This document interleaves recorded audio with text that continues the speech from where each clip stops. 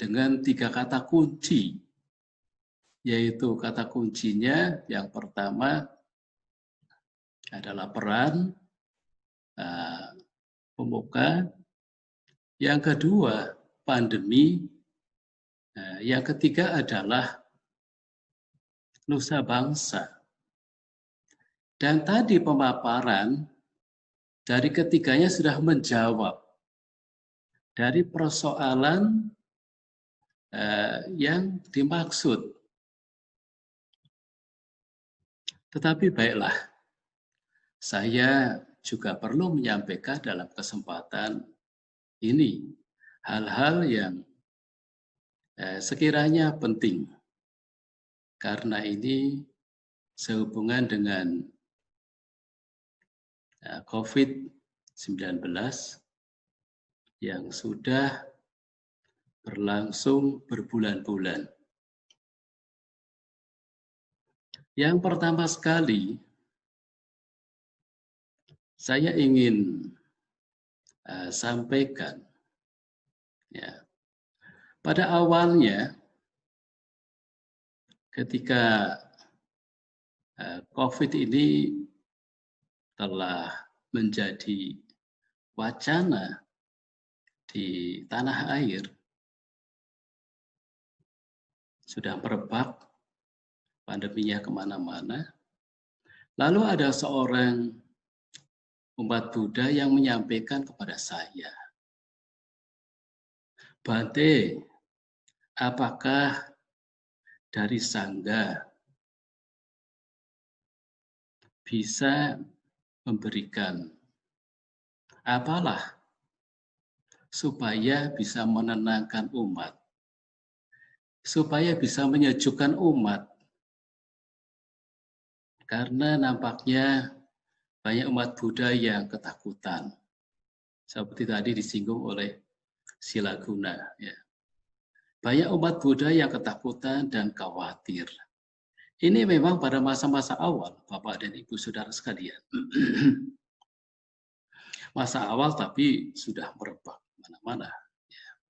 Sesungguhnya yang memiliki rasa takut tidak hanya ya Bapak, Ibu, dan Saudara-saudara sebagai rumah tangga. Apakah para biku masih punya rasa takut? Sama. Para biku juga manusia. Kami juga punya rasa takut. Kami juga punya rasa khawatir awalnya. Nah, karena itulah dengan tadi permintaan itu, saya berpikir, apa ya yang bisa dilakukan oleh Sangga? Memang Sangga mengeluarkan beberapa petunjuk untuk umat Buddha, tetapi rasanya ini tidak bisa tersebar secara luas barangkali ya. Sekalipun itu telah dikirimkan kepada wihara-wihara dan para biku. Ya. Tapi barangkali himbauan mengenai ya berbagai hal, ya, termasuk bagaimana ya tentang penyakit, ya, pandemi, ya harus bagaimana menyikapinya, lalu kemudian tentang himbauan membaca Ratana Sutta dan juga petunjuk upasaka upasika, macam-macam. Dan yang terakhir adalah bagaimana mengenai ya aturan yang dibuat oleh Sangga agar supaya ya umat Buddha di wihara-wihara ini bisa memedomani, termasuk para biku juga. Karena juga para biku sebagai ya mana tokoh atau para pemuka ya itu memiliki peran yang tidak kecil di dalam masyarakat. Nah, karena itulah Sangga juga tidak tinggal diam, Prabu tidak tinggal diam, maka beberapa lama kemudian ya kita semua mengetahui banyak kegiatan yang tadinya ya sepi, lalu pasif karena menunggu bagaimana perkembangan yang terjadi COVID yang telah menyebar kemana-mana itu. Tapi ternyata memang ya tidak bisa diprediksi ya. Yang akhirnya ya banyak kegiatan lewat media online, lewat room Zoom, sehingga pembabaran dhamma tidak lagi di wihara. Karena memang begitu pandemi ini merebak kemana-mana, umat Buddha itu memahami sekali, menyadari sekali, sehingga tidak diminta atau belum keluar aturan bagaimana umat untuk sebaiknya tidak ya ke wihara, kegiatan secara ya pada umumnya ya puja bakti hari Minggu atau kegiatan-kegiatan yang di hari-hari yang lain, maka dengan sendirinya saya kira ya di mana-mana umat Buddha kemudian tidak datang di wihara sepi, sehingga semuanya kegiatan itu dilakukan secara online. Dan baiknya ya proaktif dari pengurus-pengurus wihara lalu membuat kegiatan online yang ini tentu saja sangat ya berarti sekali karena tidak adanya kegiatan di wihara tetapi digantikan dengan kegiatan online oleh pengurus-pengurus wihara, di mana akhirnya umat bisa mendapatkan suasana kembali, bisa belajar dhamma, dan dalam suasana ya ketakutan, kekhawatiran, kegalauan berkenaan dengan ya pandemi yang menakutkan ya, saya kira sangat wajar ya.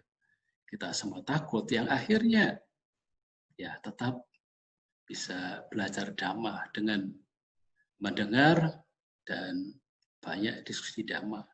Dan saya perhatikan Bapak Ibu Saudara-saudara sekalian, justru masa COVID inilah suasana yang sesungguhnya dalam kehidupan masyarakat secara luas, termasuk umat Buddha sebagai bagian dari bangsa ini, juga merasakan sekali.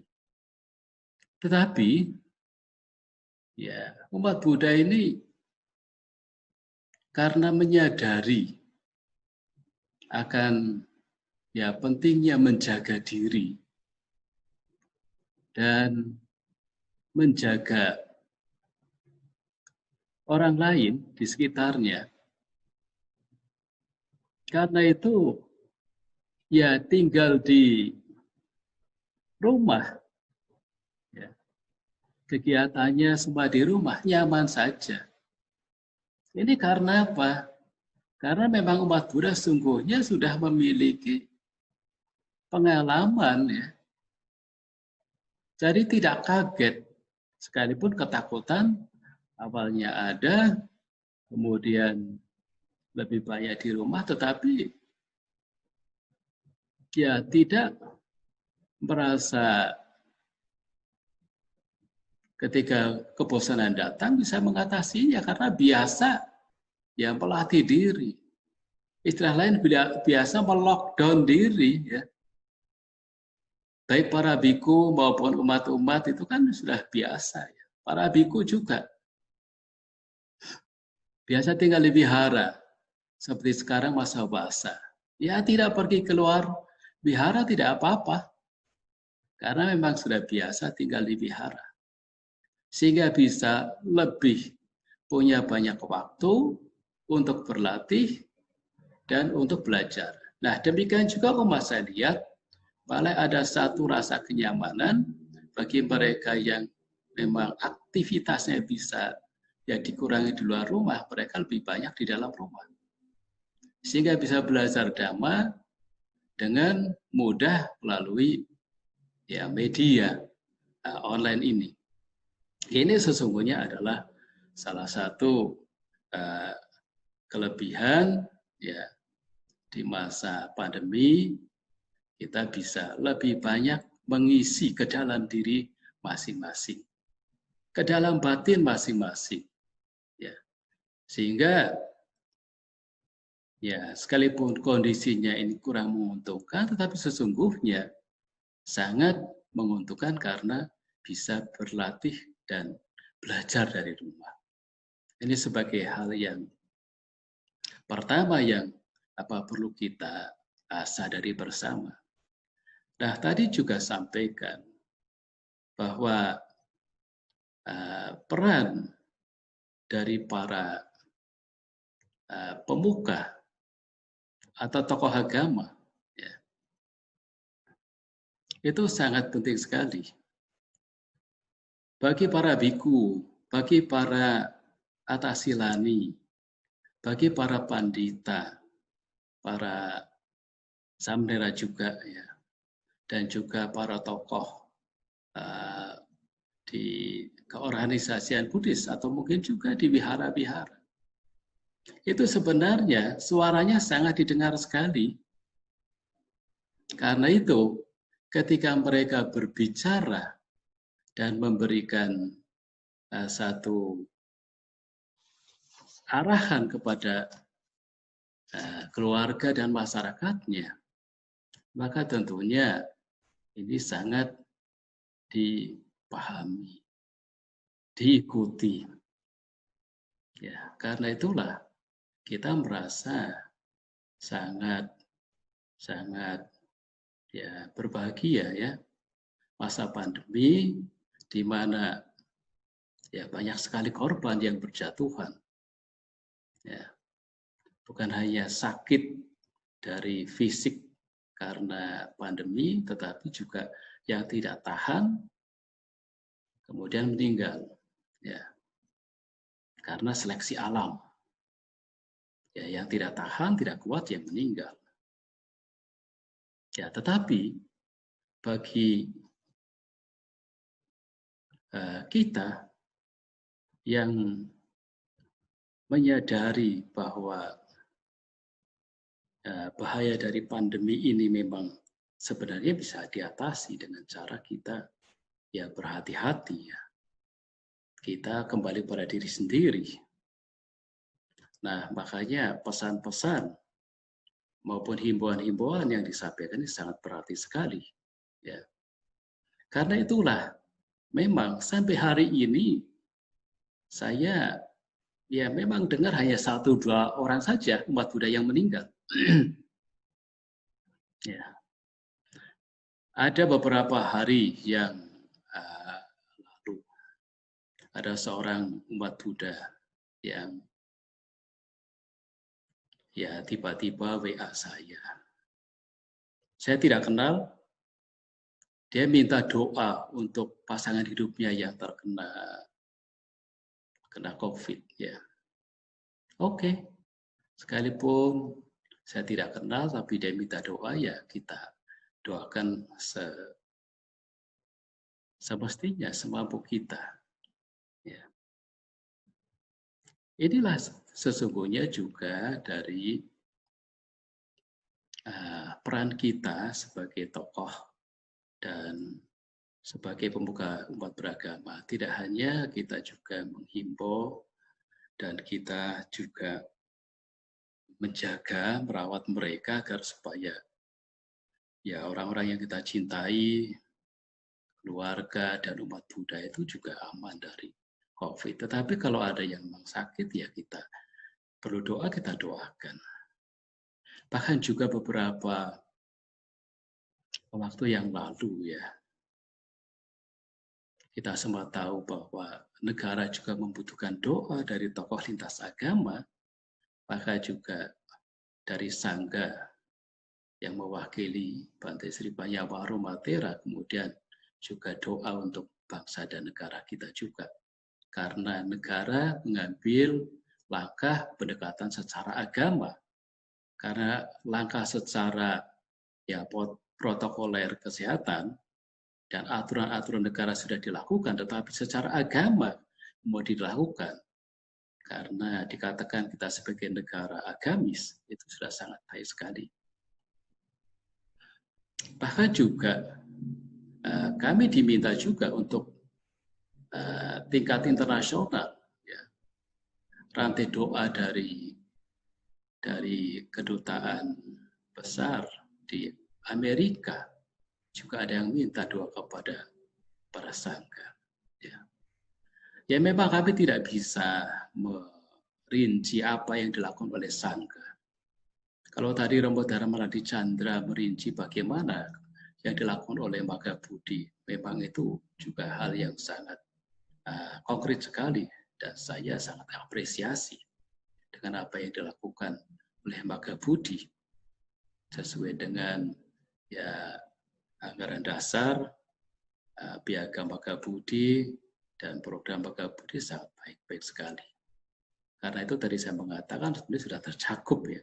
Apalagi tadi juga dari Wandani sangat mengapresiasi sekali ya apa yang dilakukan oleh Wandani, di mana telah ya banyak hal yang dilakukan ya, dan itu kerjasama juga dengan sangga ya, dengan para biku juga. Nah, ini sesungguhnya adalah bentuk praktek ya dari cinta kasih dan kasih sayang, meta, dan juga praktek daripada ya pengembangan nilai-nilai luhur ya, cita bawana. Jadi apa saja, kebaikan apa saja kita lakukan. Karena sungguhnya di masa pandemi, di masa keadaan ini tidak menguntungkan, tetapi kalau kita bisa menggunakan kesempatan ini untuk banyak sekali berbuat baik, mengapa tidak? Jadi tadi apa yang disebutkan oleh para pembicara sebelum-sebelumnya, itu adalah semua kebaikan-kebaikan. Yang tidak hanya meluhurkan batin, yang tidak hanya menguatkan batin bagi diri sendiri, sehingga memiliki keyakinan dan merasa ya ada kemampuan, ada kesanggupan untuk menghadapi kenyataan. Karena ternyata pandemi sampai sekarang kan masih belum melandai. Sampai kapan tidak tahu. Dan kalau tidak salah sampai hari ini, ya di masyarakat dunia yang kurang lebih 283 negara ya semuanya sudah terkena ya terpapar oleh COVID-19. Dan yang meninggal itu sudah sangat banyak. Dan di seluruh dunia, mungkin Bapak Ibu Saudara melihat ya data-data yang ada berapa sekarang, sekitar 19 juta lebih yang sudah terkena COVID. Sedang di Indonesia kurang lebih ada berapa itu? Ada 124 ribu orang yang terkena COVID.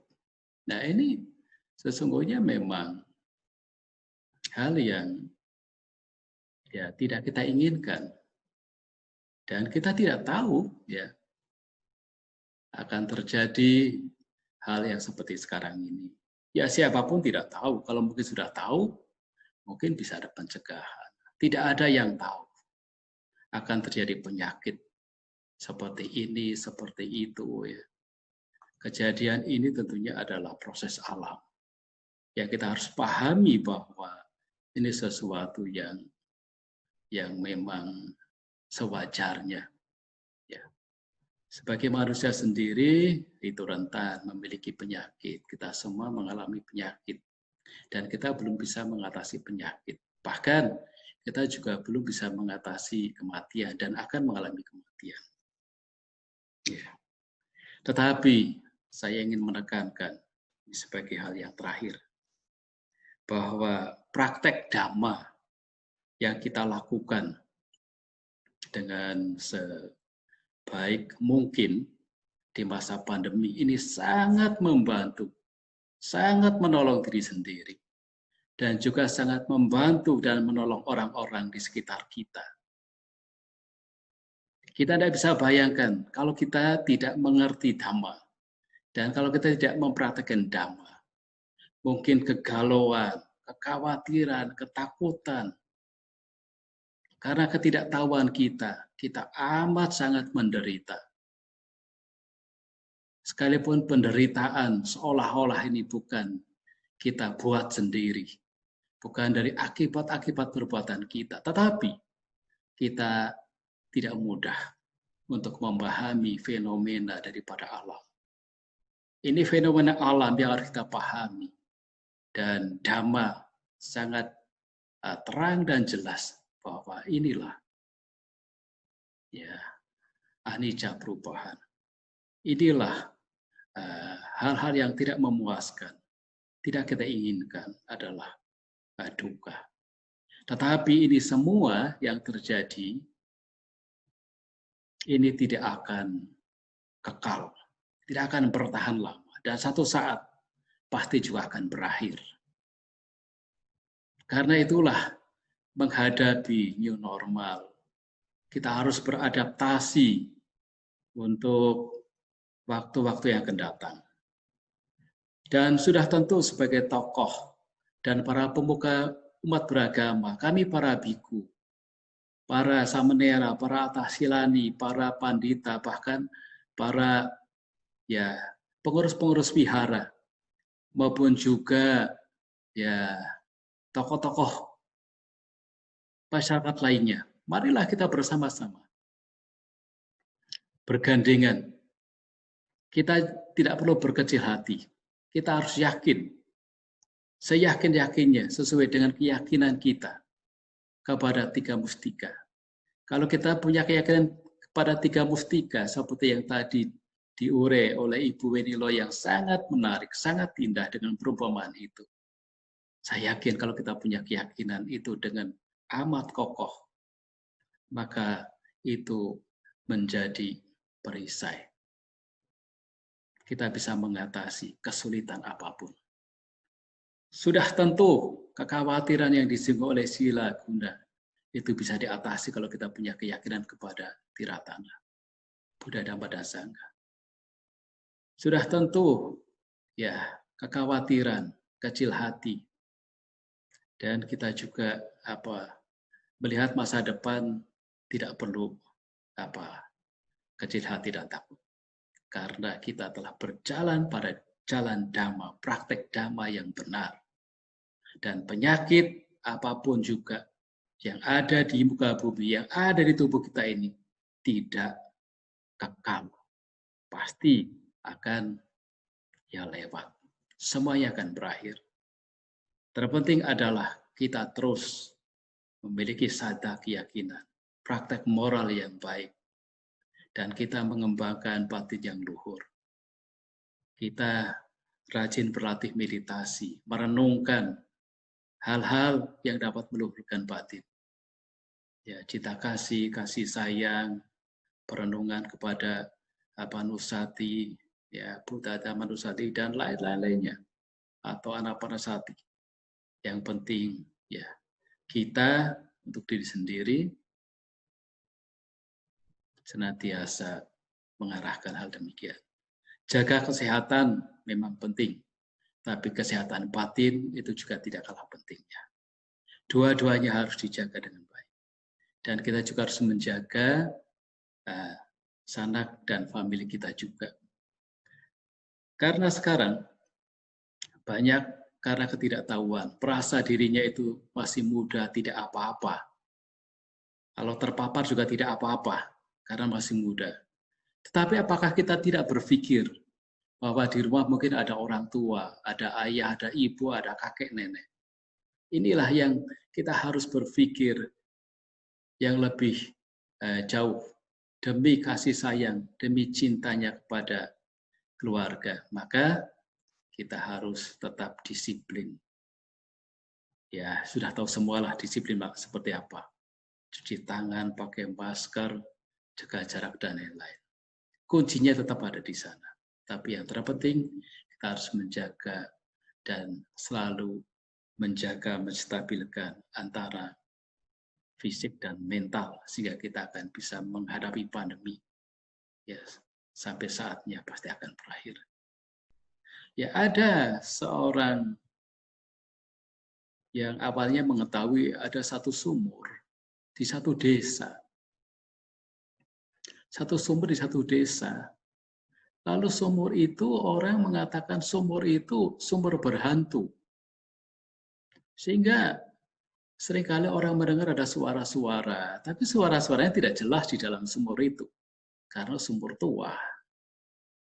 Lalu, ya beberapa orang berpikir, sebaiknya ya ada yang mencoba masuk ke dalam biar tahu yang di dalam sumur apa sih sumur tua itu. Nah, lalu kemudian sepakatlah orang-orang gitu untuk mengatur bagaimana supaya ada yang bisa masuk dalam sumur, tentunya harus pakai tambang dan pakai kerekan. Cerita ini mungkin Bapak Ibu pernah mendengar, tapi tidak apa, saya teruskan cerita ini. Ini menarik untuk dikaitkan. Ya. Lalu kemudian ada seorang pemuda. Pemuda itu mengatakan, baiklah, saya sanggup masuk ke dalam sumur itu, tapi dengan syarat. Syaratnya adalah saya harus ya ada saudara saya, ada saudara ya tua saya yang datang ke sini untuk membantu ya sama-sama ketika saya masuk ke dalam untuk megangi tambang. Nah, kemudian betul, saudaranya diundang datang. Akhirnya pemuda ini diikat dan lain-lainnya turun dengan tambang ke dalam sumur. Begitu masuk ke dalam sumur, tidak disangka, kaget, terkejut, di dalam sumur ternyata ada kera, ada monyet. Nah, monyet dalam sumur itu. Diangkat keluar, bukan ke dalam. Diangkat keluar, naik. Nah, ketika monyet itu digendong, dipegang, ketika sudah mendekati bibir sumur itu, lalu tiba-tiba monyet yang tidak diketahui sebelumnya oleh orang-orang yang ada di luar sumur loncat. Nah, karena loncat semuanya kaget terkejut sehingga semuanya tiba-tiba melepaskan tali tambangnya. Hanya sisa satu pemuda itu yang pegangi dan itu adalah saudaranya sendiri. Tapi akhirnya kemudian yang lain cepat-cepat pegang ya tali atau tambang itu sehingga pemuda ini bisa selamat keluar. Jadi dari kisah sederhana ini ya sesungguhnya bagian keluarga yang mana juga sebagai saudara kandung yang mempertahankan memegangi tali tambang itu. Nah, kalau mungkin tidak ada saudaranya itu, mungkin sudah jatuh ke dalam. Nah, yang bisa kita ambil dari cerita ini bahwa kalau kita semua itu menganggap bahwa kita sebagai saudara, sebagai sahabat, betul-betul ya melebihi saudara kandung, karena kadang ada saudara kandung juga tidak seperti yang kisah tadi ya, mau berkorban untuk adiknya dan betul-betul menanggung atas ya apa yang terjadi pada saudaranya itu. Nah, kalau kita semua itu juga sama seperti pemuda itu bisa menganggap betul-betul sebagai adiknya yang harus ditanggung dan dijaga dan diselamatkan, maka sesungguhnya kita bisa banyak sekali berkiprah, banyak sekali menolong. Jadi apa yang tadi disampaikan itu sudah kiprah peran dari seorang atau banyak ya orang, tokoh-tokoh, pemuka agama yang baik, dan sesungguhnya tidak harus tokoh dan umat, tetapi umat pun juga sama ya, punya kewajiban yang sama kalau kita anggap sebagai saudara. Sehingga apa? Kita bisa banyak berkiprah ya, menolong banyak orang. Apabila kita menganggap semua sebagai saudara dan kita menjaga mereka, menyelamatkan mereka, apalagi keluarga sendiri. Ya. Dan kerabat, termasuk kita menjaga umat Buddha agar supaya ya tidak sampai terpapar. Nah, itu kita sudah lakukan juga.